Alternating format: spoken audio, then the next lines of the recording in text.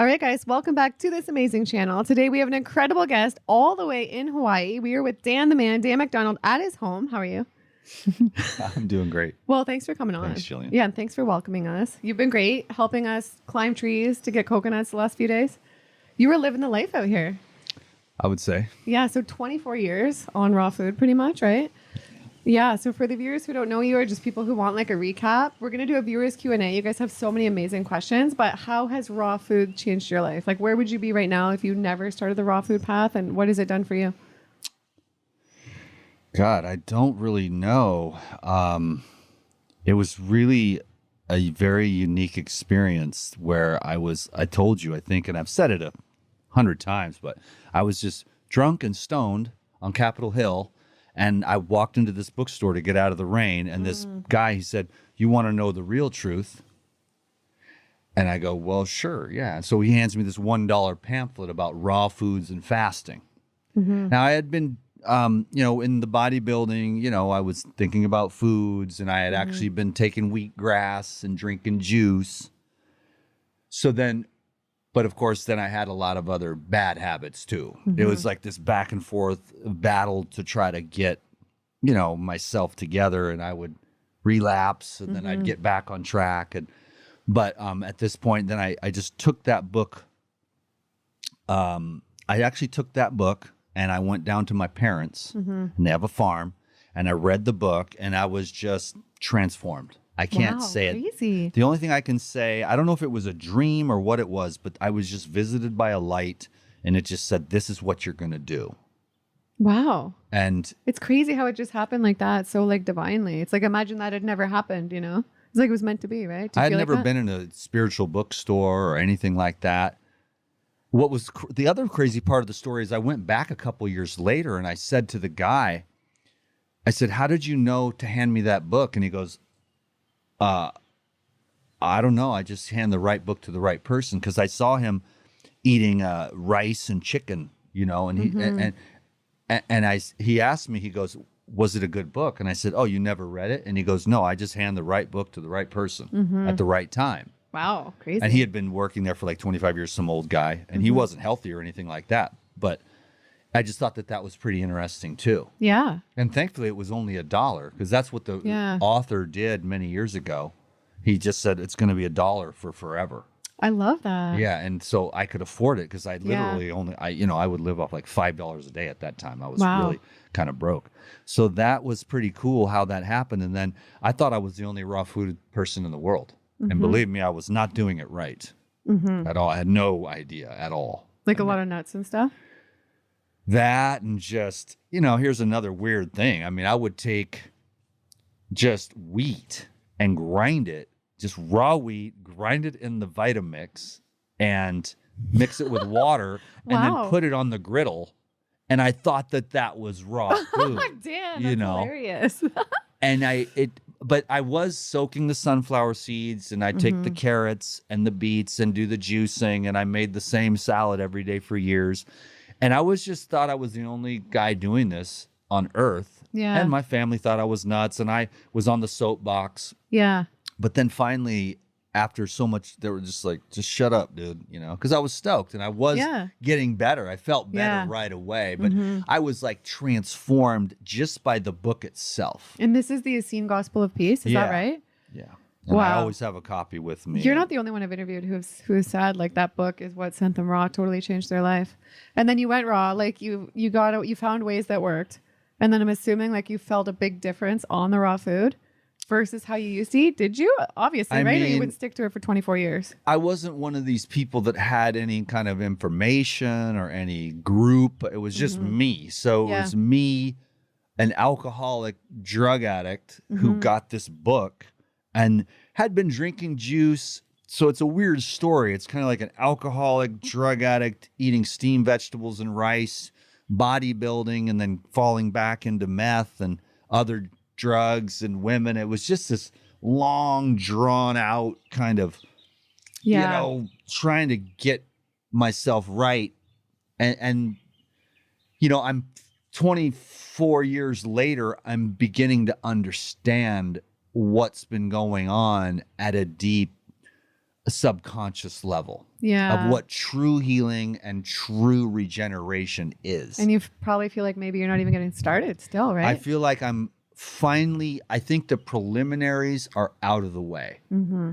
And now I can actually embark upon this journey for real, Mm-hmm. only because I just, and I mean, I'm really just getting started because I see now that the illusions, the distractions, the temptations, the side roads, they're not worth it Yeah. to lose your connection to your divine self. Mm-hmm. And so everything is worth giving up. In fact, what is sadhana? It is a search for what to give up. What is spiritual? Sadhana means spiritual practice. Mm-hmm. What is your spiritual practice? It means it's a search for what to give up. Mm-hmm. And as you evolve in the consciousness, you're like everything. You just give up everything and anything that's in the way of you being aware of divinity now. Wow. And that's what you're still there, your personality, your persona, but you become more and more aware of the unchanging absolute. Like my client this morning asked me, what is God? Because they've been in religion and they had like a church and then they fell away and they're struggling now. But people struggle with what God is. And I don't even remember what I said, but I have a lot of fancy words. Mm-hmm. But it's beyond the dude in the sky who's pissed off because you have all the sense pleasures. Yeah. You know what I'm saying? And how do you feel like you connect to God? It's so beyond the mind that I become aware of that. Mm-hmm. Then I don't really try to conceptualize it into one thing and then cram it down everyone's throat because the world is arguing about the semantics. Mm-hmm. But once you've tasted true faith, you no longer argue about theology. You just try to devote your heart. Yeah. So what if somebody's watching, they're going through a hard time and they're having a hard time having faith of like this difficult situation changing, or having faith that like faith in God or faith that things are going to get better? What would you say to them?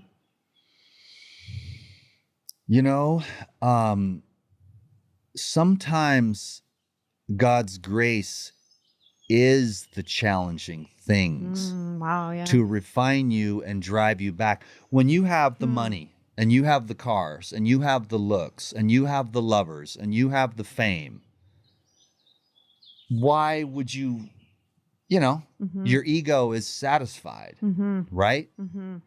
So it's not going to go, it's like there's no desire for something deeper, And so that's why I'm glad my life didn't work out, all the things I wanted. Really? Because now I see Wow.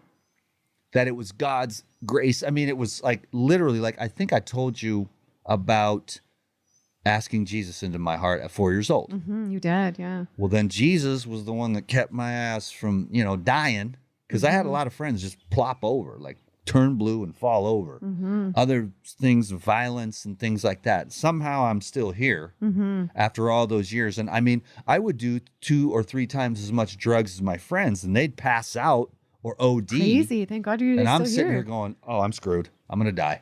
And I never Really? did. Wow. So all that crap made me really tough. Like, Yeah. I can handle a lot of intensity. But So like a the hard challenges time. Yeah. that, keep you asking the hard questions. Mm-hmm. Because that pain, like it comes from being human, number one. Like the collective pain of humanity is in there. It's in all of us. Mm-hmm. And then there's your generational curses and pain of empty mom, empty dad, drug addicted mom, drug addicted dad, sadness, and all the violence and dysfunction. Just then you're, you're born out of a 6-pack of beer and a joint and a pizza. And then, that's how you were made, it wasn't planned out, kind of a conscious decision. So then there's just that pain and then you want to succeed in life, and you want to be, why can't I be happy? Why do I keep sabotaging? Yeah. If you keep asking the questions and you keep seeking for truth, you'll have to look at those ugly parts of yourself. You'll have to look at the ugly parts of humanity. And if you find it within you, the ability to move through that junk. And that's why, like, you can fast for 40 days and totally avoid the deepest pain. Of course, as I got on that 40-day fast, I actually got on day like 37, 38, 39, I was starting to get to the real trauma in my body and karma. And then the fast was over. Do you feel like with a fast like that, it just changes you during that experience and then it kind of goes back to normal after, or it carries with you afterwards? You don't forget, but you can get, if you don't clean everything up and integrate, then a lot of the things come back in a way. Yeah. Like you can get when you take away the food and you clean out all the junk, you feel really good for a while, but then I kind of went back to some bad habits, you know, and it can, you know, then you start accumulating debris again, because if you don't get to the original source, then you'll just go to those habits again that you use to avoid, to numb, to distract. So this is like a real, like you get to this point, it's not about like how beautiful is your skin or what's your weight. Yeah. It's more like a complete healing is what I would call it, or even illumination. And then if you want to be, you know, trigger some buttons, you would say like enlightenment, which is like knowing yourself for real. But there's also different layers too, because you can be a spiritual master and be like 50 pounds overweight, and you know, and you just sit there and you're chubby and you just smile sweetly at everyone. Or you can also be one of those ones, depending on what your destiny is that if you have this thing that God wants you to do to show that you can have a healthy body, a pure heart full of love, a mind that is clear, that you can use the mind but not be controlled. So it helps to understand what the mind is. Yeah. So how do we do that? How do we use the mind effectively, efficiently, positively, and like not be controlled by it? Not let us take us down that rabbit hole or that negative hole or that self-doubt or like all those negative things. Well, there's the negative side, but then there's also more of the positive side where you can become like a vain. Also, you don't want to become vain, which is more like, look at me, I have all the muscles, all the money, I'm amazing, look at what I did, which it's really like you're rolling on, everything is God's grace. Your very breath is God's grace. And if you think that you're the one doing it, you'll roll good for a while, but no one can stay on top for forever. Then you've got the other side of it, which you're mentioning. Most of us want to avoid the pain and the negativity, but as you go through life, through those various stages, you can have the success and the pain of failure. And both can be illusions that can be detrimental in the end for peace and love, like that is permanent. And that's what we want, is to reconnect with our true self so that we can have a lasting sense of real fulfillment. Yeah. Because, you know, I had the success, never was that great. I didn't have like Hollywood celebrities calling me or anything, but you know, in the heyday of the YouTube and stuff, back then, 250,000 subscribers was a lot. Even now, that's a fame. lot. Yeah. Nowadays, it's so saturated. Everybody's a guru. Yeah. Everyone's a master. It was cool. I had my heyday. I made some money. I had some success. I've had success with women or whatever, you know, and several different areas. But if you are a sensitive person and conscious and aware, then, it's not quite full. Now, I guess that could also be just my perspective from the childhood and stuff. Other people might be, I don't know what this guy's talking about or whatever. But there's just in my life now, I can say that through the path of devotion, spiritual practice, sadhana, that there's this sense of a much more fulfillment, and it comes from within. As I've gone through the dark year of the soul, it's supposed to be dark night of the soul, but God loves me extra special, so He gave me the big, He gave me the big stack. Yeah, because the bigger the stack, the more you have to develop, the stronger you get, the more compassionate you become. True. For not only others, which is a beautiful thing, but also yourself. I mean, at some point in the dark night of the dark year of the soul, dark night of the soul, you have to find a way to love yourself and all that brokenness, all the things that you've been avoiding, and it's like, that's the best thing about the life that I've lived, which has not been like super easy, is that I have learned to forgive and accept others. I think that's so important. Life is Especially hard, as we right? get older. I think that's the biggest thing. And I just think it can tear us up inside and cause disease and reflect on the outside with aging and stuff. But I think that is just so bad for our heart, our organs. So like, any tips, like how to forgive, how to let it go, like not hold on to it inside? That's what it is. I mean, we all argue about what'd you eat for breakfast, you loser, and I'm like thinking it wouldn't even matter. You could have donuts and bacon, but if you have a loving heart, we've all know those people. Aunt Edna, she's like 87, still working out, eats donuts, bacon, coffee, beer, gin, plays cards and smokes cigarettes. Is this a real person, Anna? No. And it was but I know what you mean. Yeah. And she's happy and she lives to be 97 and she's pieces out, Yeah. Now, ultimately what we want, that's where Lou is kind of the example. He lets it go. Well, he has the food trip, the heart trip, the mind trip, and the spirit trip. Yeah. And so that's his destiny too. And some people don't really want to do the food trip, but everyone's got their thing. But I kind of like that. That's how the Essenes were. And that's how, like, Tavis and Lou are both.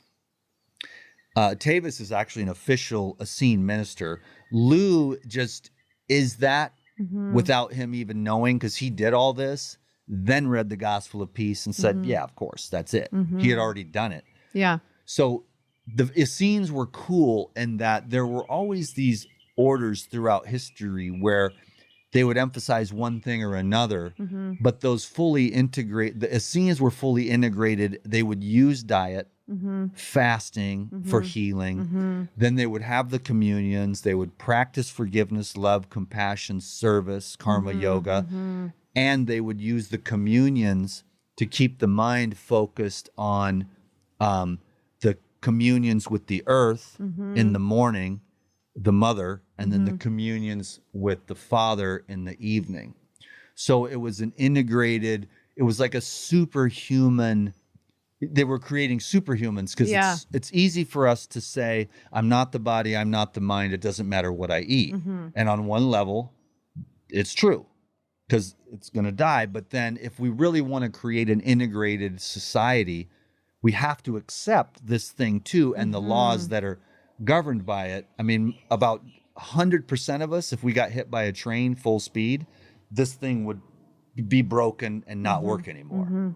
So that's kind of like a law. And now Aunt Edna, it was the love it's the heart, and love is the number one medicine, the number one source of nutrition.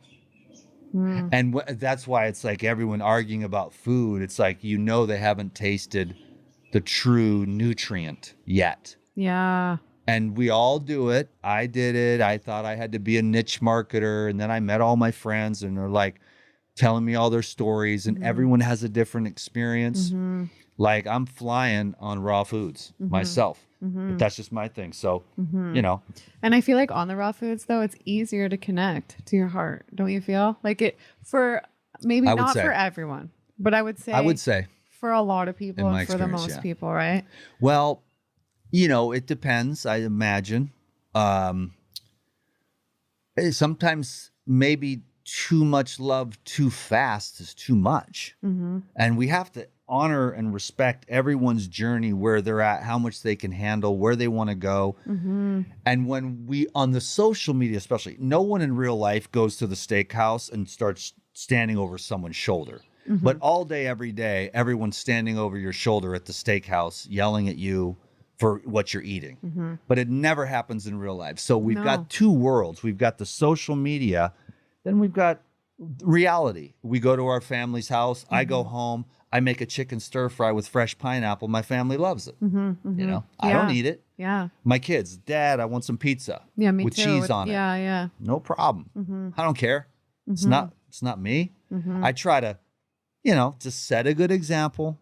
I mean, that's the thing. I mean, be the field, you know? And so I had a call this morning with a client, and it's just like, the partnerships, the relationships, it's like you have to just make the juice and take the enzymes, even if your partner doesn't. And then you have to say, hey, you know, I'm not going to fast food tonight, even though they're like, you just judging me for eating my burgers. It's like, no, go eat your burgers. It's okay, honey. I'm just going to stay home and have a salad. You have to be strong. You have to do what you believe, or you will kill yourself. So true. Yeah.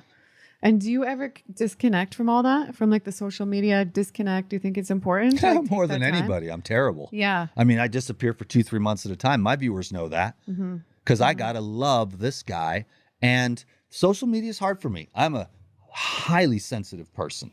Me too. Yeah. And you know, and you're at the beginning, so there's more excitement there and stuff like that kind of keeps you going. Yeah.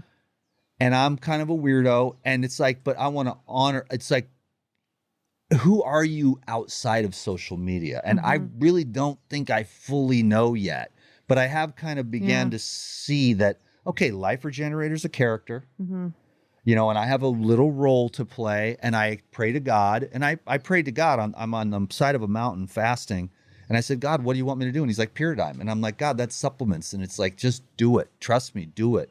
You know, and I'm like, okay, you know, because I know how people feel and stuff like that. And it's just that's like, what is my purpose? And it's like helping people to heal with the enzymes and the herbs, you know, and so, but what do I really believe? I mean, I believe in shutting off your phone, getting away from everyone, going to the woods by yourself, taking off your clothes, and sitting there for a day or 2 or 3 or 10 or 3 weeks or 3 months or 3 years, as long as it takes, or as much time as you can have to spend in silence and solitude with no social media, which, don't get me wrong, social media is a huge blessing. I get to pay this exorbitant rent here with my little pool. I have a box. This is the whole thing right here. That's it. There's no kitchen. There's nothing. Yeah. I sleep on the floor right there. Yeah. And I have that. But that's all you need, you know? I don't need anything else, because this is a yogi box. I got some weights. I got a rebounder, and I got a pool. Well, if you had like 20 million, how would you be living a lot differently? If I had 20 million, I would go and I would buy a 4-wheel drive van and go live in the woods. Yeah. Really? Wow. But then I would drive out once or twice a week to get a massage. I mean, the only thing I need money for right now, nothing would change, but I would get a massage every single day. By the best masseuse over here. Yeah. Yeah. But she's awesome. And I had another one last night from Illumina, and she did great. Well, that's an interesting answer though. That's how you know you're doing the right thing, you know? I don't really, and I want to just find, like, the greatest thing I have right now is meditation. It's my favorite thing. So when AJ was coming, that was a few weeks ago. I've just been kind of waiting for AJ to come. And so I kind of kept a little weight on. And then I didn't even know because, Yeah. like I said, I haven't done interviews. Yeah. Because the last get few it. were, and then when we talked, Yeah. that's when, because we had done interviews before. Yeah. But when we talked, I was like, this girl's cool. Yeah. This girl Yeah. is the vibe. Yeah. The other stuff is cool, but it's like, I know you're tapped into God. Yeah. And I know your people love you. And we talked for like an hour, like, this chick's the vibe. I'm just going to. Yeah. Because normally I like to just sit here, meditate, fast. So like if you're, okay, when you meditate, say you're in life, you're facing a couple paths, you can't decide which one to take. You can't decide which one to do because that must happen sometimes, right? Like sometimes that happens to me. So how do you connect and figure out the right path? Is it meditating? Does that do that for you? Or like how do you find out which is the right path in a situation where you have a couple of options you're thinking of and you don't know which one to choose? You know, what's crazy is that if you really want peace at the highest levels, you just have to live every second by second. You just have to show up with love and be aware. And whatever's happening right there, you put your whole heart and soul into it. Mm-hmm. And then you just let God guide every day. Some people feel safe. I want a purpose. I want a mission. I want a sheet that's going to tell me where I'm going to go. God will not give me that. Me too. I have to wake up. PDF. I want a PDF. I want God to tell me what to do at what time. But I don't get that. Yeah, no, I know. I have to wake up and have a general plan, but it never goes to plan. And the less I plan, the better. It's just I'm not a life coach. That's true. You know, I don't know what to say. Like I know less now than when I started about everything. Mm-hmm. And right now I'm just, that's why I'm, because everyone in the levels of the 400s of the consciousness of more linear, they have like their little spreadsheets and they have their little Xerox copies and they have their business plan and everything's written down and they've got their goal sheet. True. And I'm just so like planned, right? Yeah. All that's been so just you feel like life works eviscerated. better when we don't plan as much. I wish I could. It just won't let me. It will not let me have a plan. So that's why when I'm being honest, I'm just waking up every day and being led and directed. And there's this ego fear that is, wants to know so that it can be safe. Mm-hmm. But I keep accepting, like, I have to accept, like, it's like you want to know where's the money coming from, bro? Mm-hmm. But it just keeps coming, True. Enough. And more than enough, and it's an abundance, and yet you still keep on with the fasting and the meditating and the other practices that don't pay you. Mm-hmm. They're just a practice. I imagine I could be a meditation coach or but something. Those are even more valuable, maybe, right? And when you went out to the forest, like you went out to the woods naked, right? For like 10 days. Yeah. So how did that change your life? Or like, what did you gain from that? That changed my life. That's where I have not stopped thinking about the forest since then. I was so at peace, so connected to God. I have nothing against, because I'm working on no attraction and no aversion, just pure presence of the self, which is just like instead of finding the answer outside, I'm just trying my best to stay connected to the unchanging absolute is what I call it. The outside always changes, but there's a consciousness that is unchanging, and that's where I find it's like peace and love that doesn't waver according to the conditions, and that's what I've been working on getting to, so that I can have peace for myself, not so that I can market it or have a niche market or be a guru on the internet. I just want to find it for myself, because he's been through a lot, Yeah. And when stuff happened with your channel, with the other channel, was that hard to deal with? Obviously, like, how did you navigate that and stay positive? Or like, what did that look like? And do you feel like that was meant to be and you've learned from that, like, positive things? I think that it might have been actually sort of, again, the God, just giving me a slice of humble pie. Mm-hmm. And Wow. having to have faith because, I got cut into about a third financially, and it didn't bother me that much because I had seen it coming for years. I would make videos about cancer and then I'd get nixed. Mm-hmm. And then, of course, as the pandemic really heated up, Mm-hmm. more warnings. And then I Mm-hmm. had this whole thing, 2 warnings, and then 90 days I'd have to wait, and, this whole thing.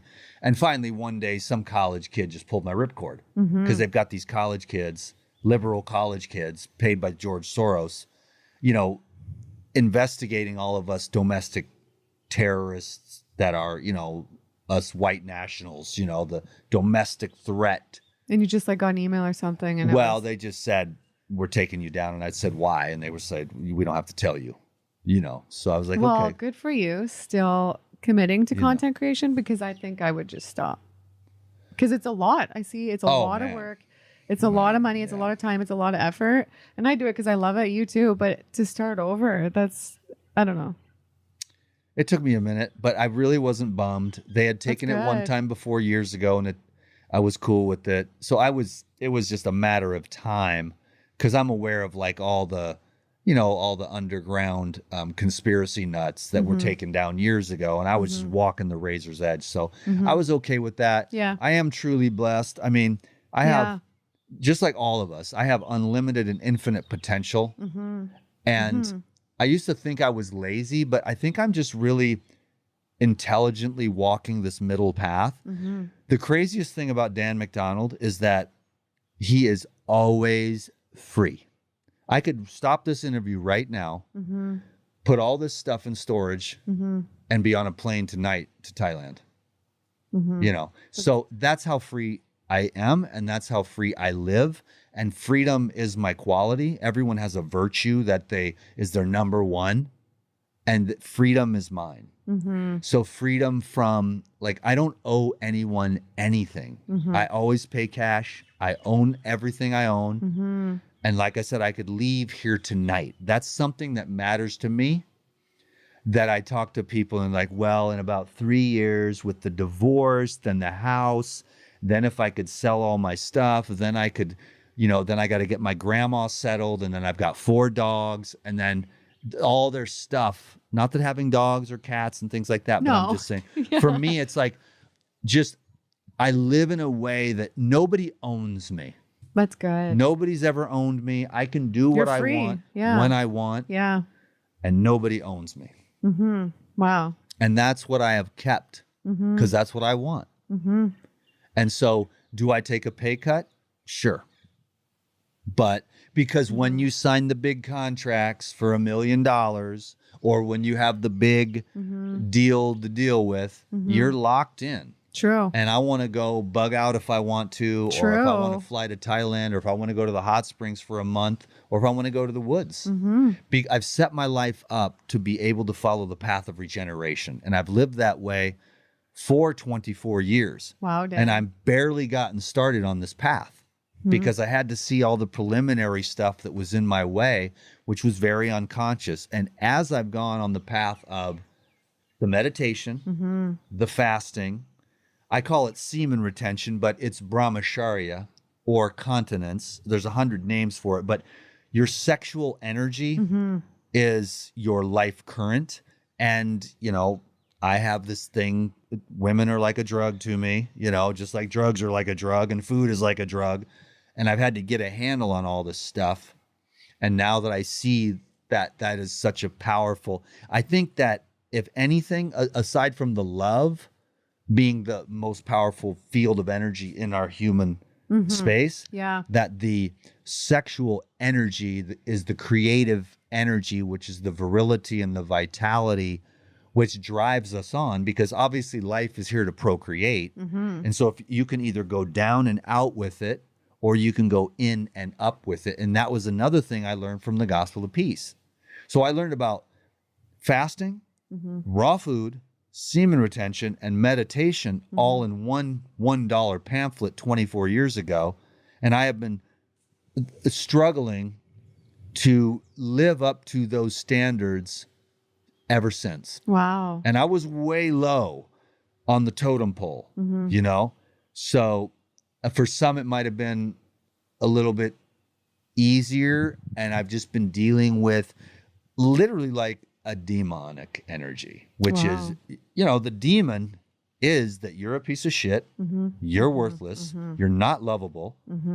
And I tried to do everything I could to polish that off and not pay attention to it. Wow, Dan. And pretty myself up. Oh, but you should see it. But, you know, and I know, people know.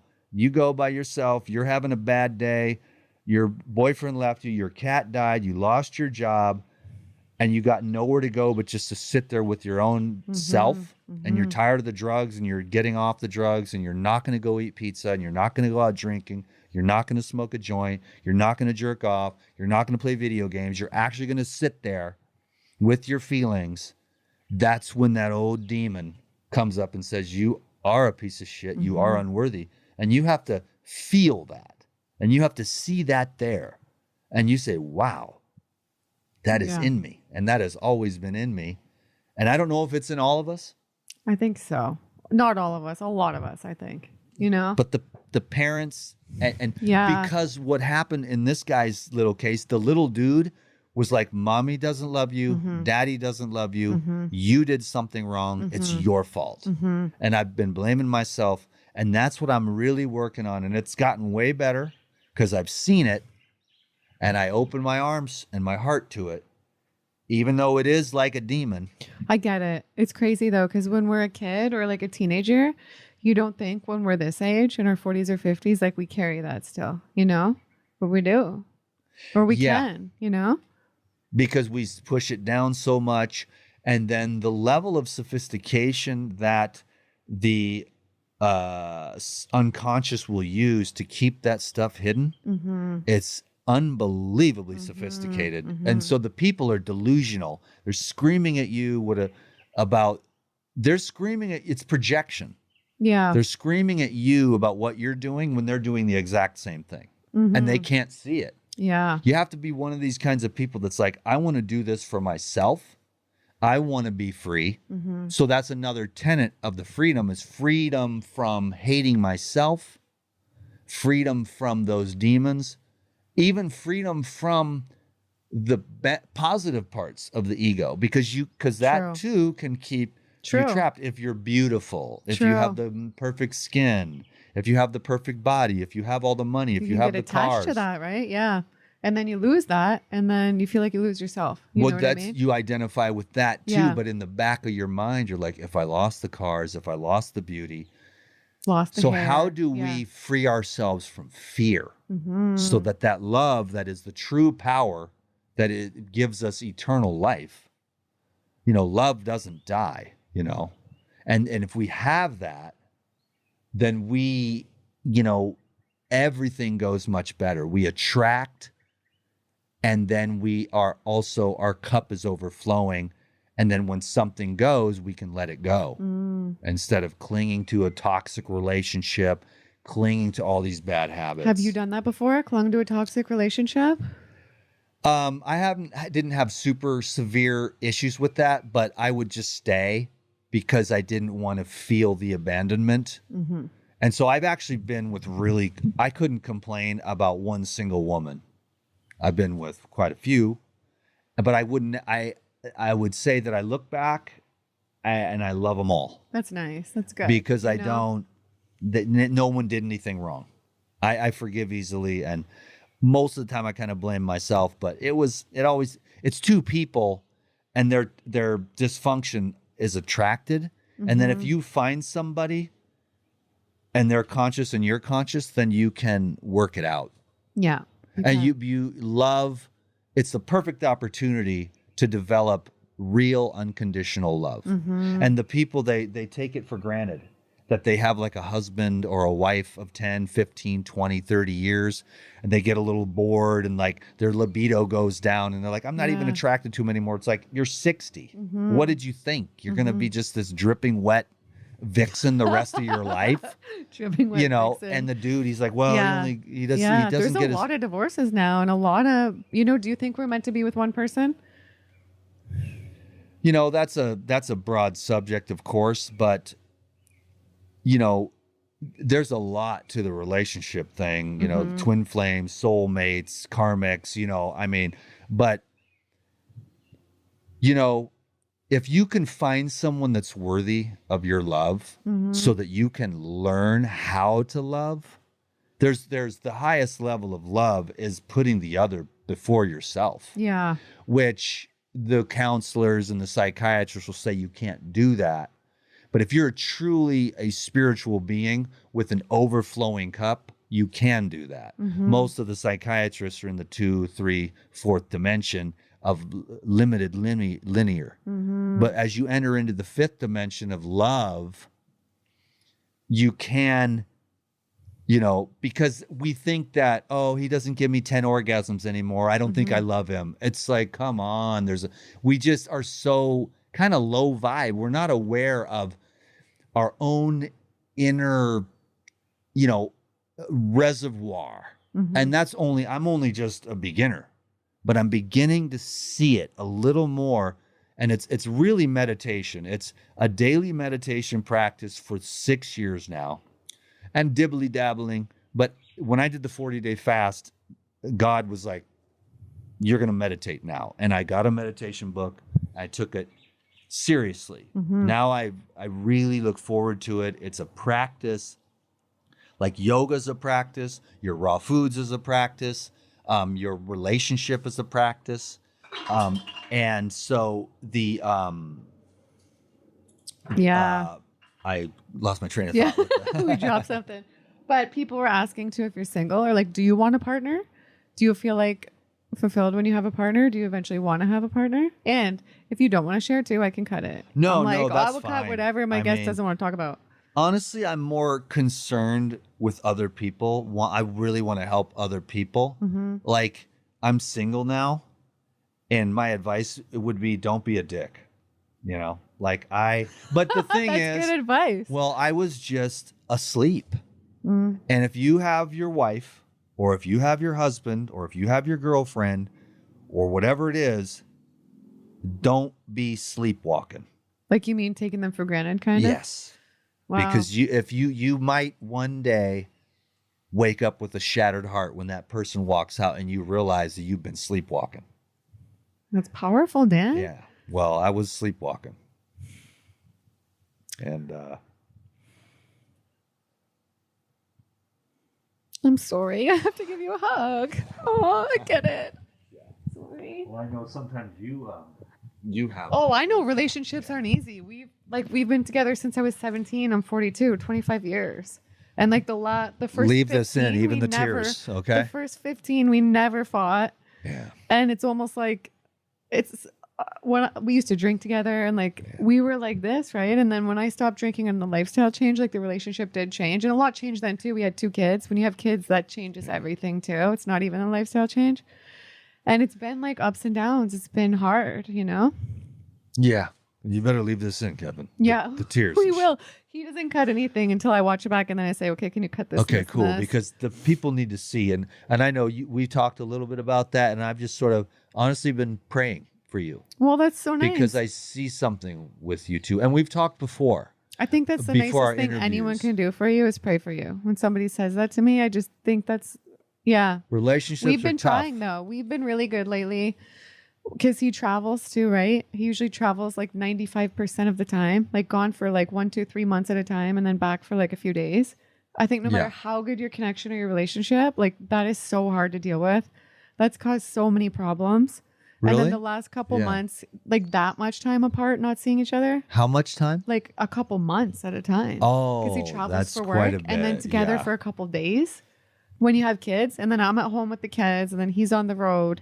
And then it's just having it like not appreciating what each other's doing for the family and fighting. Well, I'm with the kids. Well, I'm working, you know, and it's been really hard. But my parents got divorced, and it was like really bad.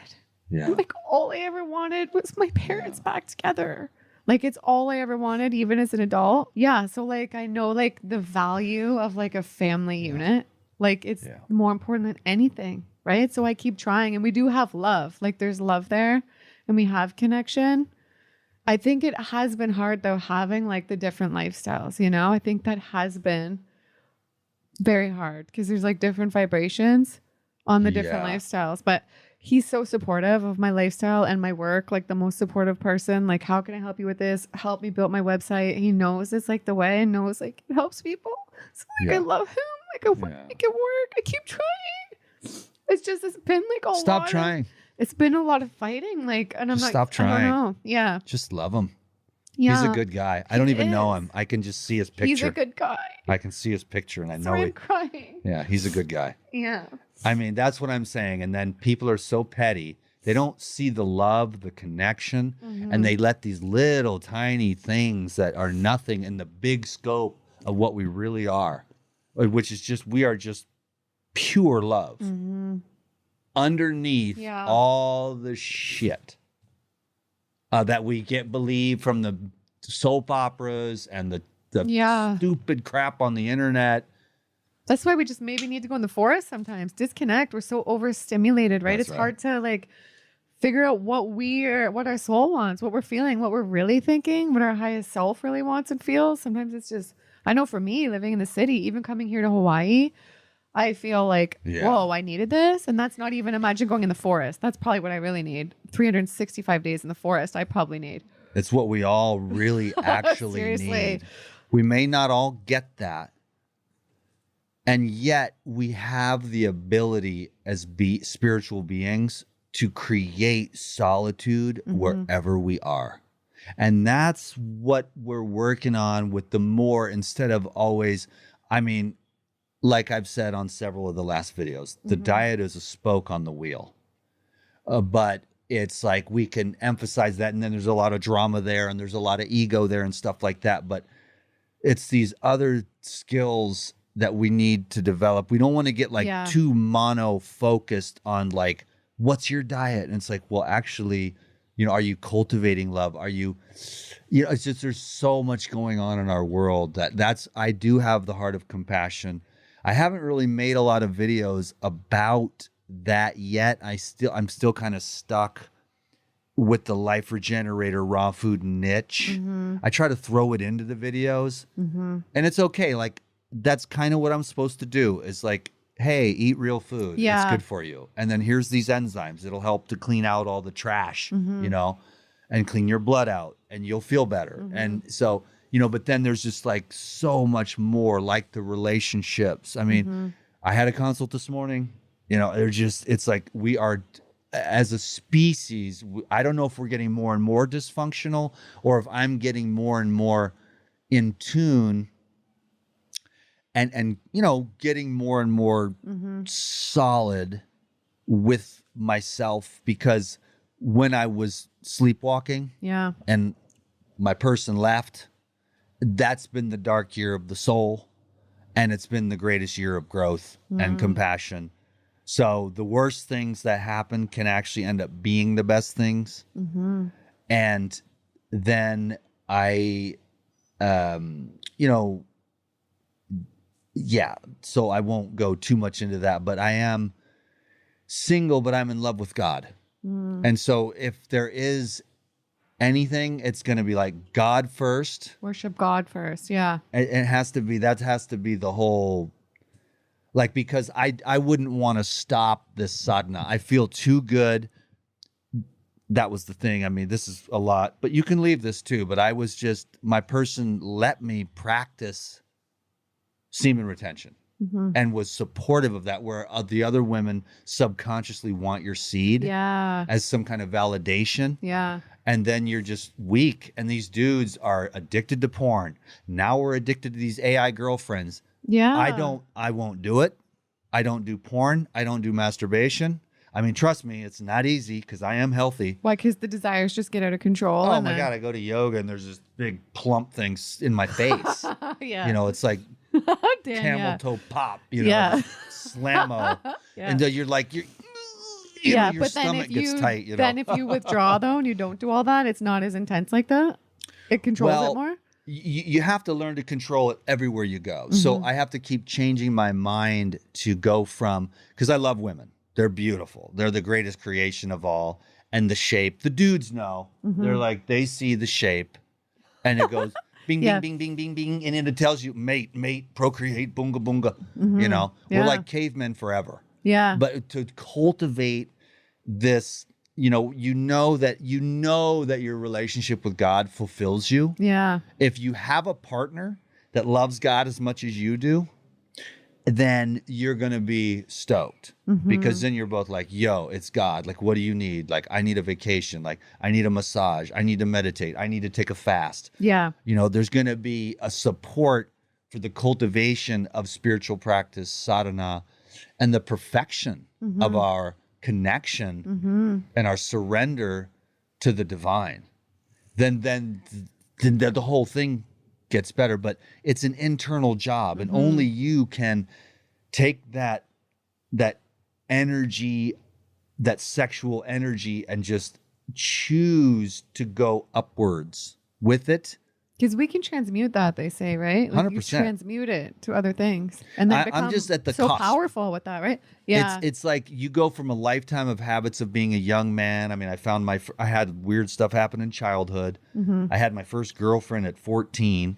I found my first porn magazine at 16. All the stuff in our society, and then of course the movies and the porn and the social. I mean, I remember back when any button you'd click on the internet back in like 2007, 2008 would take you to a porn site. You could click on a cornflake thing. And the next thing you know, now that might have been me, how the trail track, click and then click. Oh, and then come to this one and then click, and you're like, it's like, next thing you know, you're at a porn site. You got to be more, on point. But with the dudes, they're ruining themselves with the porn. And we got to get up. Like, we got to do hard stuff. I have this weird thing that I'm doing now, which is like, try to do hard stuff all day. And then at night, do something easy. Like I get up and I go cold dip, hiking, yoga, weightlifting, or just anything. Like, try not to be too comfortable. Real dopamine, which is serotonin, which is like, a serotonin is from, investing your time and delaying gratification.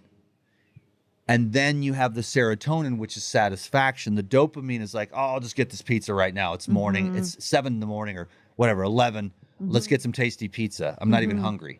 Let's have a candy bar. Let's have some sex. Let's jerk off. Let's watch some porn. Yeah.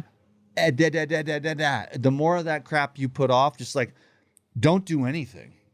Just go do the hard stuff or whatever your goal is, and I'm just beginning on this path too. But at the same time, you don't want to be just like David Goggins and like abuse yourself, So it's like a nice balance between trying to just get up and have a general plan for what you want to get done, do the hard stuff, do hard things, uncomfortable things, cold dip, hiking, you do that long yoga classes. Yeah. I do the cold dip like every day, in the river. And then I try to hit the one at the yoga. So I do the hot yoga. That's like a hard workout. When you do the 90-minute class or whatever, it's just hot, but you feel good. You get that serotonin. So you're putting off the short term for the long term. And then you have more pleasantness throughout your day than the short term little quick fixes, which then ruin you. And I've had all of it. So I'm nobody's judge. I just want to take the crap I've been through and try to help people. And I'm not trying to be a saint either. I mean, this is a job, and I'm not trying to save the world. I'm just trying to get this dude as good as I can get it. Yeah. Well, then you help people by doing that, right? That's the best thing we can do for ourselves. Yeah. Yeah. And you are doing that. You are successful. Even on this, a lot of people, oh, Dan's the reason I got healthy. Dan saved my life. Dan did this. Dan did that, I truly believe in health. Yeah. I love it. Yeah. Well, the first question, is he always barefoot? I think you are. Every time I've seen you the last 3 days, even when we climbed down that huge hike on the hardest rock surfaces and dirt and through climbing the coconut trees, barefoot the whole time. Except unless you see me at Costco. Oh, okay. Because they make me wear shoes for that. Yeah. Other than that, yeah, how do the leather straps look today? Your feet, did it take a while to get used to? I've kind of been doing that for a while. Yeah. But yeah, like in Arizona or so, the environment's so much more harsh that I found myself wearing shoes more, and you have to find certain places to go to be barefoot. But everyone should take their shoes off and find some grass. It's so electric for us, right? When we have the rubber, we're not getting the conductivity. When we take the rubber off and stand on the earth, it literally sends electromagnetic energy up our legs, into our spine, and it literally keeps our red blood cells from clumping. Wow. No way. So go barefoot as much as you can. Yeah. Okay, wow. And okay, the next guy said, love this man. I want to hear about spirituality and his deep experiences. So we've touched on that a bit, but he said, I've watched a lot of his stuff and I'm sure there's a lot maybe he can't share, but what can we find out more truths from this passionate man's heart? Every time I listen to him, I can't help feel but fired up. I hope one day I can be as cool as him. So anything that comes to mind that you'd want to speak on with that?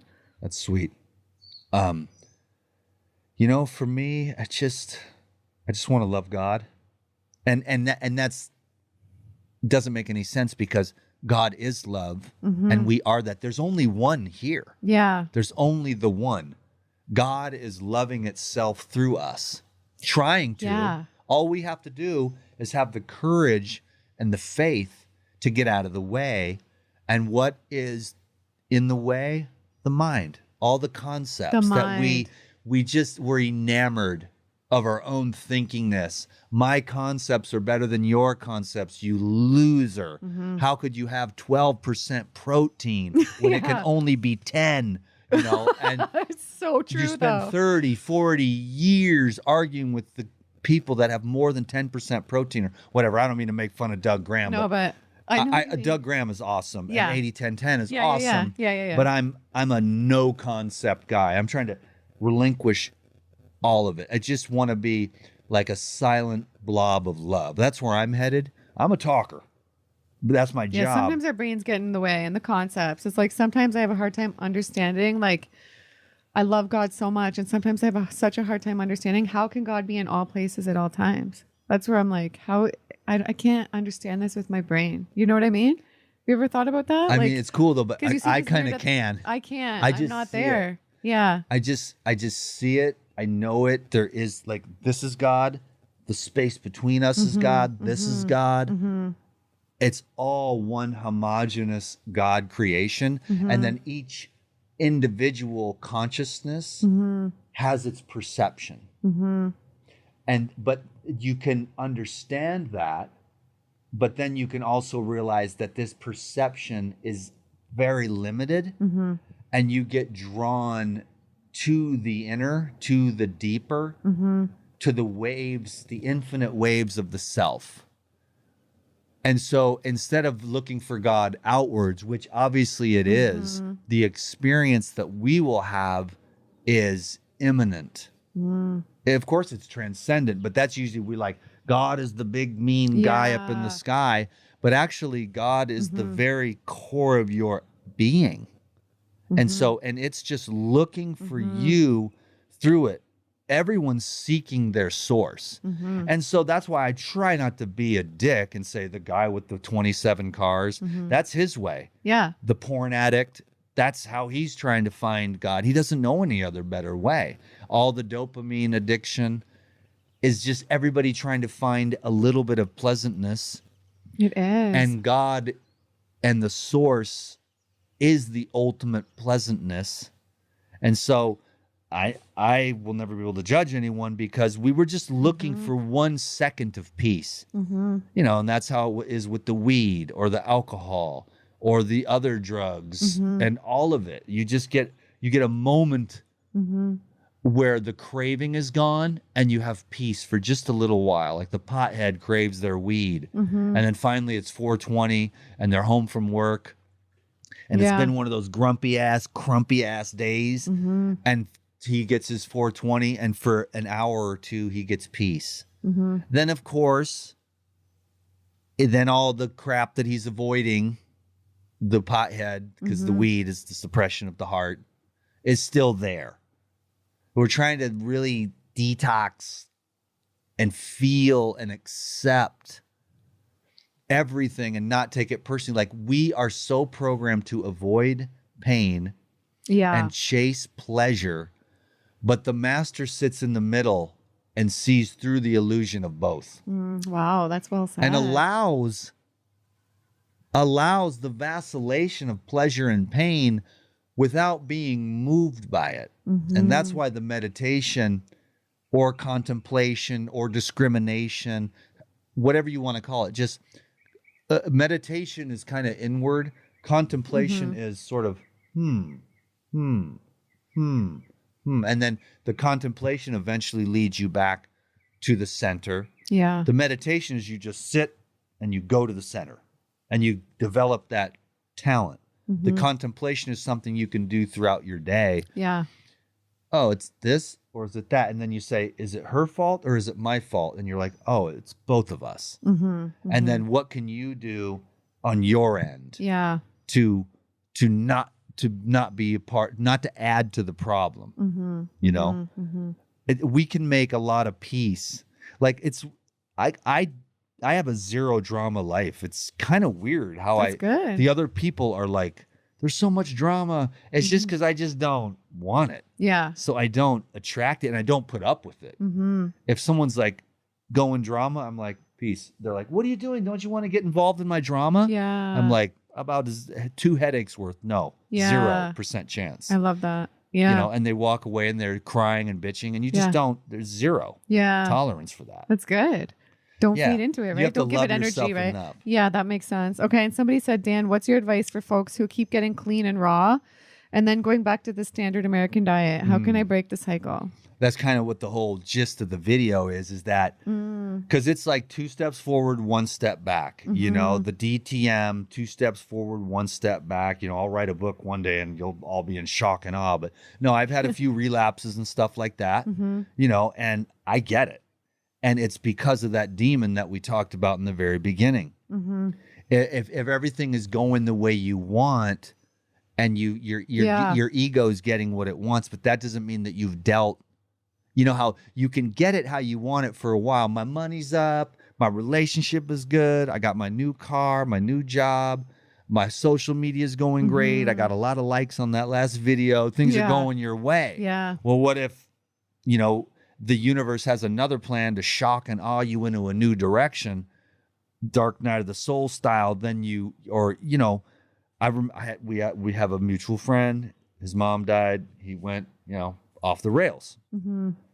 You go through a divorce. Your partner leaves you. You go through the dark night of the soul. You're eating all kinds of crap. Yeah. To deal with the sadness of it all, because it's instant. You know, instant dopamine. Like food is like a stimulant. Food is like a sedative, and food is also like, you know, being those two things. It's a modulator. Yeah. You know, so and that's why the internet is, you know, one thing. And in real life, there's a lot more real compassion. But on the internet, we're all keyboard warriors. How dare you have cheese with your grandma on her birthday? You loser. You're not vegan enough. Whatever. Yeah. You know, and we've talked about that. That's the reason why I like your vibe. And I feel so comfortable talking with you. Good. Yeah. Because I'm not like that. From this crew, I get none of that. Whereas I've been with the factions and they're like, you're going to eat that coconut meat? I'm at the Woodstock Fruit Festival. I get it. And Yeah. I'm like, of course I'm going to eat the meat, you dummy. This fat's the best part. And they're like, that's not low fat, raw vegan. And I'm like, I don't care. Hand me a bottle of olive oil. Yeah. And I will show you how to drink. Yeah. You know, I like fat. Me too. And I would remember they would, you know, that was the low fat 80-10-10 thing at the fruit festival. And I'm like, there's all this coconut meat. And I'm like, all these people, more sugar. And I'm like, yo, y'all motherfuckers need to eat some fat. Yeah. Okay, you can edit that part out. Or leave it in. You know, but I'm just like, because that was Tavis and Lou, and they were like, "Yo, you need some fat. You need some protein." And I noticed these longer term raw vegans, like they're really thriving, looking good. They're not afraid of fats. You know, that's what I've really noticed in all the people we've traveled around to interview too. Gotta be balanced. Yeah, gotta be balanced. Okay. That's what you learn in the end. The extremism, but there is a time and a place for that. If you want to, eat oranges for 6 months, hell yeah, like Dr. Morse did. I've done some crazy stuff, long-term coconut water fast, but yeah, I did that one. Well, I just did 10 days. You probably did way longer. I did 40 days, but yeah, that's intense. Wow. I done 40-day water fast. That connects you to God. I feel like that was like, I never felt so connected. Juice fasting can do that too. Yeah, I love that too. And the simpler, the better. And aside from the dry fasting, which you never recommend, only for the people that are super experienced, but the water fasting is really awesome. Yeah. When there's just nothing. Then you really deal with it. But most people aren't ready for that either. I would say, blast the enzymes in the cleanse for a while and get your colon ready and get hydrated with the juice and eat some fruit and stuff. And, then get ready for a water fast. But then you got the lemonade cleanse, which is like sugarcane is the OG, sugarcane and lemon, little dash of cayenne if you want it. I don't really like the cayenne anymore as much. It's more of a yogi thing, no hot peppers and stuff. But we're gonna have garlic tonight though for dinner. We are. It's hard to give up. Have to have the true angel sauce. Yeah, we can't or wait. It won't be right. Yeah. But there's that master cleanse. Sugarcane works well. Honey and lemon. That's what Gandhi would fast on to stay connected with God was honey and lemon water. And then he walked all around the country. So when you're just straight water fasting, you're like, they're like, you don't want to talk. But if you're on lemon water and honey and you got a little glucose, you can talk and move around. You'll have some detox, but the water fasting just goes straight to it. And the less water you drink, the faster it goes. So I always kick it off with like 2 or 3 days of dry. Yeah. And then you appreciate the water actually. If you just start chugging water on day 1, you're sick of water by day 3. And Good you're like, tactic. I wish I could have something, you know. But then there's all these different cleanses. And the more simple it is, then you coconut water, and then you can go with the full-on juice fast, which is like 3 quarts a day with enzymes. And then you can do like the juice fast or juice feast, which is like 8 quarts with the enzymes or the cleanse or the psyllium husk or whatever your trip is. And then you go to the fruit diet, and then you just go on down the line. Yeah. And I would say, the thing is that the people get the carnivores and all the people that are getting the results, it's the removal of the swag. Yeah. It's the removal of the Bill Gates corporate shrink your testicles, dry up your skin, genetically modified, make you stupid food. And your kids, here's some sugar and some colorants. Now I wonder why you're misbehaving. I call it the Costco cake syndrome. It's true though. Because if you have the glyphosate, the sugar, and the colorants on the cake, everyone's fine. You bust out this happy birthday to you, and then you bust out the cake. Everybody's fine. 10, 15 minutes later, the adults are fighting. The kids are punching. Everybody's gone nuts. There's snot running down their noses. Yeah. Everyone's fighting and screaming. It's the Costco cake syndrome. You know what? It's true, though.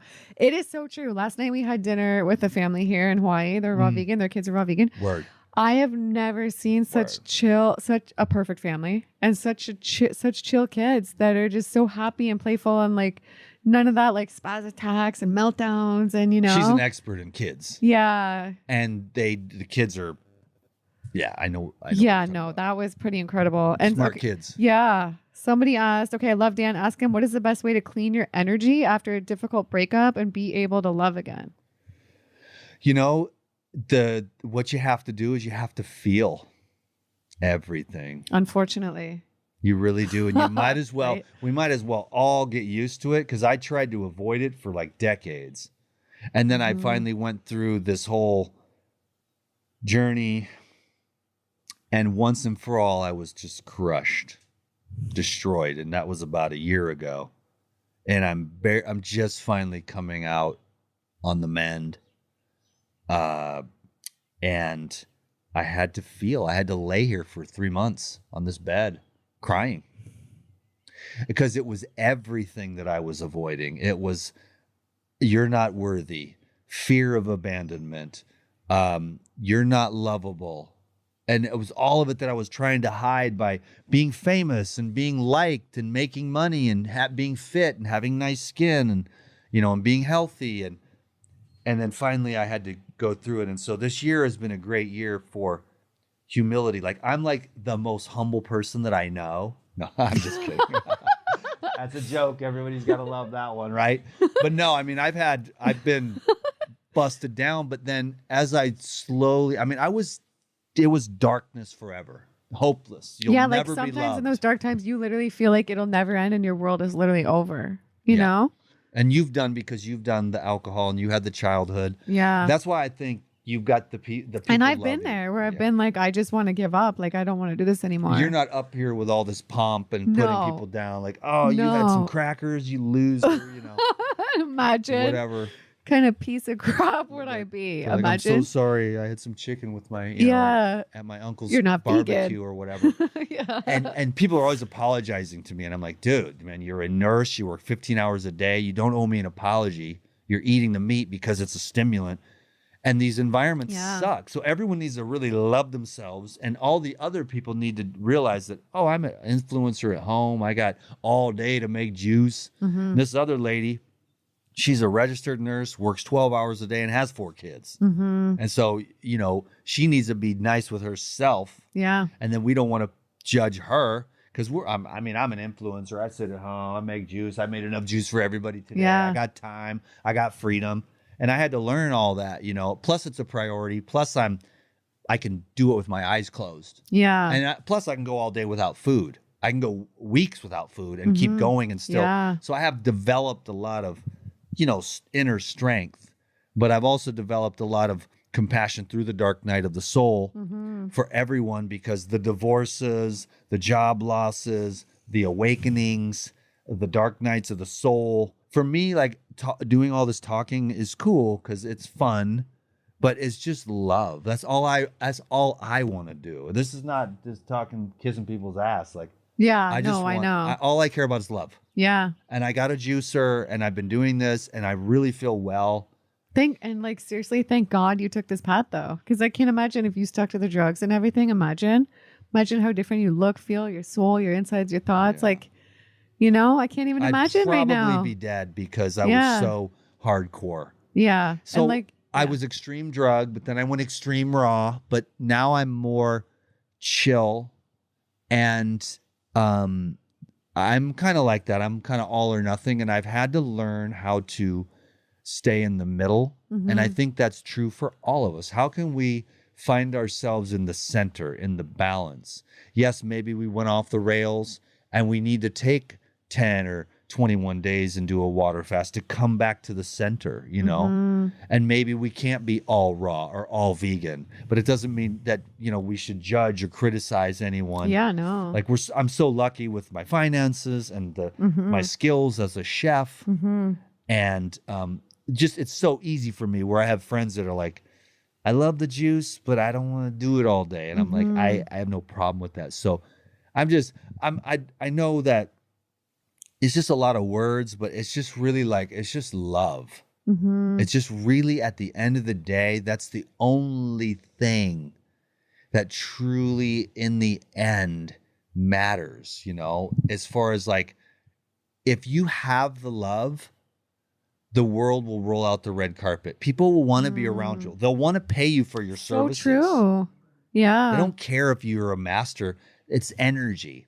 And we're all working on our hearts. Self-love, loving others. Some people, it's easy for them to love themselves and all these other low-level losers, and other people like me, I'm more able to forgive and love others, but forgiving and loving myself has been my quest. So it's just pure love. And I love the living foods and the juices and just clean, non-poisonous foods, and then sleep and sunlight. I mean, there's so many things that are, I wouldn't say more important than food, but just as important. And I give the analogy of the wheel. The hub is God, and the spokes are like sleep and your diet and like exercise, which, you know, people do not get enough exercise. No, I don't. I need more. People need more. And what happens is, yeah, you're young, but the raw foods helps, the living foods. And then what you realize is that I call it just get through the gym door or just put your shoes on and start walking. You don't have to walk 10 miles. Yeah. Just say, you know, just go around the block. And then you'll find yourself walking a mile or two. It's getting started because it's like there's this, you get kind of stagnant or lethargic. But once you start breathing and you start getting the biochemistry, you're like, oh, this walk is cool. Yeah. The sun, the wind, the birds, you wake up and then you end up walking a couple miles, or you actually have a great workout at the gym. But I just, when I was a bodybuilder, I mean, it's like you're about to go beat yourself up. And I would just be like, just get to the gym doors. And about 90% of the time you'd have a good workout. And about 10% of the time you were overtrained and you really did need more rest. You'd walk in the gym and you just couldn't do it. You were exhausted. Yeah. And you needed a couple more days of feeding and resting. And then you just go home and accept that. And that's the analogy for life, is that, you know, about 90% of the time, if you just put your shoes on and get out the door, it's going to be an okay day. True. And then 10% of the time, it's one of those days where it's just, this day just sucks. And then you go home and the day just sucked and there's nothing you can do. And then you get a good night's sleep, and then you get up and you go and you do it again. But what happens is that we get one crappy day and we get on the scrolling, or we smoke some weed, or get drunk, or we eat something that we don't really want to, and then we go down. And then we're like, I'm a loser. And then we wake up and we don't put our shoes on and go out the door. And then we just say, you know what? Screw it. Yeah, it's like a domino effect. You put some like tequila in your coffee, and the day's already over. Yeah, it's over. And then you wake up the next day, and it's now. Yesterday you had tequila and coffee at 11. Yeah. Now it's 9, and you're having. So if you have a bad day, just get a good night's sleep, and program yourself at night. This is the key to the DTM, is I brainwash myself at night as I go to sleep with spiritual stuff. Yeah. And I brainwash myself in the morning from like 4 to 5. Then I meditate. So I'm just constantly brainwashing myself at those windows right before bed and right when you wake up. Those are your windows to program yourself with what you want to be. If you want to do better with the raw food, you know, go watch some raw food videos. Yeah. And program yourself while you're still in that theta delta state, you know? And then as you're going to sleep, or if it's you're trying to do get better with relationship stuff, find some soothing, cooling relationship guru that has a little music in the background. It's like a meditation for your relationship. I love myself. I'm doing everything I can to work things out with my partner. We live in a smooth relationship, whatever. It affects us big time, all that. When we do I call it reverse brainwashing. And I have to ask, because people were asking too, what your current diet is. They want to know what you're eating. And then we have one more question from our last guest, because they asked the question for you. And then you'll pick a question for the next guest. So my diet is like juice during the day and hella enzymes. Yeah. And then I have like vegetables at night and fat. Yeah.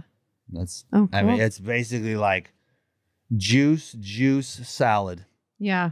That's like 2 or 3 juices and some kind of vegetable salad. Nice. Or, you know, vegetable dip or some kind of cabbage. I had last night, mixed greens with olive oil, avocado, and lime juice. Sounds good. And I've been salt-free for a few weeks. We're going to break that today. Yeah, you notice differences without salt? You feel better? I just tend to eat more. I get like, maybe that's why I start thinking like, what am I going to eat with my salt tonight? Okay, yeah. That's how it gets. Right? Yeah. And so it's just, but it's okay because, you know, Lou and Tavis and everyone I respect and love. Well, there's other people. It's just those of us that are more sensitive. Yeah. Us addict types. It's like, it's always got to be some kind of white powder, right? You know? Well, that's our little salt. It's like, Salt. Yeah. Okay. And our last guest had a question. Okay, let me see. If your health was not holding you back, how would you earn your money? Is that right? Does that sound right? If your health Was not holding you back, how would you earn your money? Me or them? They're asking you because the last guest, they don't know who the next guest is, and they asked the question for you. I didn't pick this. They did. Does that make sense? Not Does that really. make sense to you guys? It does. So if you didn't For have people in that don't your, Oh, okay, okay. because it's not really his, like, it's not like you've got an ailment like MS. What's the question then? In your like dark night of the soul and your addiction, if you didn't have that addiction, what would you be doing? Right? Is that what that means? Yeah. Well, if you weren't doing, say it again. If your health was not holding you back, how would you earn your money? So if your health wasn't holding you back, essentially you started all this because of like the addiction. You're working on yourself more now. I know it's on different levels, but it's going towards somebody who's coming from, like my situation, or coming from. Oh. If you didn't have that spike, what would you? Oh, if you don't have the health to like work even. Right. But then Yeah. it evolved a lot, so it's more like if I guess that didn't start it off. Okay. It's easier for me or someone with cancer or something. God, it's weird because I keep thinking, because I could go do anything. Mm-hmm. And I just keep staying here. Hmm. Because the inner work is wherever you go. Because in the end, it doesn't really matter. Now, that being said, as a human being who's studied all Hilton Hotima's work and everything else, and all these years of thinking about this stuff, Mm-hmm. the air here is fresh. The air this here is the is freshest charged. air ever in Hawaii. Yeah. It's a small island and the wind just blows the trash. Every once in a while, we see a little line across the sky. When I was in Arizona, it's just a checkerboard of smog wow. blowing down on us. Well, there's everything in those things. And then the city smog and the smoke. No, it's a big difference. We went for a run this morning and I was saying Yeah. like, you breathe so good. It's so good for the lungs. And it's actually good for the lungs. Because I was thinking if I was running around the city back home in Toronto outside, all the pollution, the run might actually be bad for me. Seriously. That's the thing about it. That's why I'll go to the cities, but I'm not going to really do a lot of exercise. Even if I do, I go to the places where there's more trees, less cars. You're really breathing that stuff in. I mean, forget about the food. It is the air. But you can't argue about the air. You can't have these dramatic debates about the air. Yeah. But yeah. it's the number one thing. It is. That's what I'm starting to realize after being here. I've never breathed such fresh air because I live right in the city and this is like, I needed this. The air is the key. And so that's where would I be? What would I do? I would go somewhere where the air is fresh. I would just do that because the city folk are the ones that are crazy. The more into the city hubs you get, the more mental problems you have, the more insane asylums, the more you get out into the country where people work with the land and breathe the fresh air. There's less psychiatric problems, less psychotropic drugs being prescribed. So it's wow, air that hit something with me. I is think you're right. The key. It is. I get out every day and go harvest air.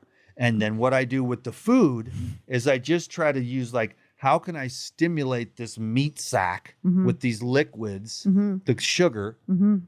I like the glucose. I understand the people with the ketones and stuff. I save the ketones for fasting.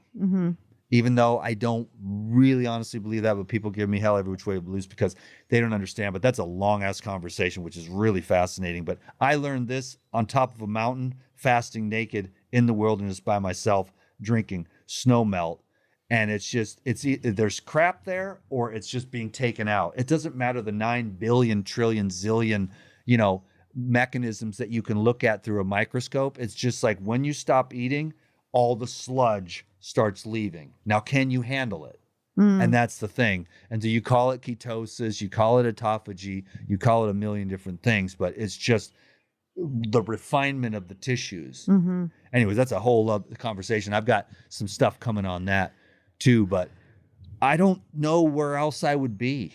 I'm going to go see my family, but I just keep thinking of the forest and silence. You wouldn't think that about a guy like me who's obviously enjoys talking, but my intention is to, if I can help you with all the dumb crap that I've done and all the hard work I put into trying to change my life. I am no saint, believe me, but I do revere the saints, and I will one day in this life or the next be saintly. And that's my intention and my purpose, is to purify this thing as much as I can, but on the levels where it really actually matters, because this body is going to fester and die one day. But I'm talking about the heart, I'm talking about the mind, and I'm talking about the spirit. You know. Wow, Dan. Well, this has been amazing. I feel like appreciate it. I appreciate you and like you even more from this. Oh, I cool. learned a lot about you. I always liked you before, but I just feel like I connected with you, and I learned a lot in this. You really sparked like my thinking, and I feel like it just kind of made me a better person. So thank you. Thanks, Jillian. Yeah. I wanted to interview you, but we got to go to the market now. No, we can too if you want. Okay, cool. We can No, do a this Zoom was thing too good. sometime. But Yeah, no, I'll do it. like It's you up got to to hold you. me for life. It's up to you. Yeah, me Anytime too. you need anything. Me too. I And mean Dan, that. he's amazing. And kidding. both of us are Paradigm affiliates, but I'm going to put his link below this video. Go buy as much Paradigm as you can. Support Dan and support your body, because that stuff's amazing. That stuff's changed your life too, right? The Paradigm. Man, I've been Yeah. taking enzymes for 25 years. Yeah. The enzymes is a new science. If you want to see the benefits of enzymes, look at Lou Corona. The guy eats them like candy, and it's enzyme deficiencies that make us overweight and make us get diseases, because we have massive enzymes, 14, 18, 21, 25, we repair. As we get older, the systems get clogged up. We don't produce the liver doesn't produce as many enzymes. There's not as much enzymes in the mouth, the stomach, the small intestine, the gallbladder doesn't work as well. And we just start to get sluggish. Yeah. And if you want to be like Lou Corona, And look at him, 73. The energy like I've never seen, looks amazing. So yeah, I'll put that down below. And where can everybody find you? I'll put Dan's links all down below as well. Go follow him on Instagram. You do Instagram and YouTube, right? Yeah. Yeah. So I'll put those both down below. And I want to thank everyone for, it's a lot of words and stuff, but I just try to, hopefully it's just love. That's all I really care about in the end. Yeah. Honestly. I Yeah. mean, I just wish my job was being silent. Just if I could somehow, and I might be able to figure out a way to do it, to just emanate love into the camera. Yeah. While the waterfall is behind me. I love And I it. don't have to say anything, because Yeah. words can be confusing. They don't express what you really truly feel, True. but they are decent little pointers. Like if people are inspired to breathe fresh air after this, my job is done, because it is the air. It's the air, more of it. Oxygen deficiency is the disease. Love is the number one nutrition, and oxygen is the number one nutrient for health, healing, detox. This is what I've really realized today and this week. Yeah. I didn't really truly I get know. that before. Think of our brothers and sisters that don't. They're in New York. They're like, I'm trying to go raw, but I feel like crap. It's Even I noticed a big difference in Toronto with, the oxygen, the food quality versus coming here. It's I realized like I'm not as healthy as I thought, back there. But yeah, I can make the changes. But anyway, this has been amazing. So thank you. Thank you for welcoming us into your home and for your time. I appreciate it. Yeah, it's been my pleasure. And we're going to go try one of Dan's amazing dressings. So I can't wait. I hope you guys enjoyed this. Be sure to subscribe, and we'll see you in the next one. Bye.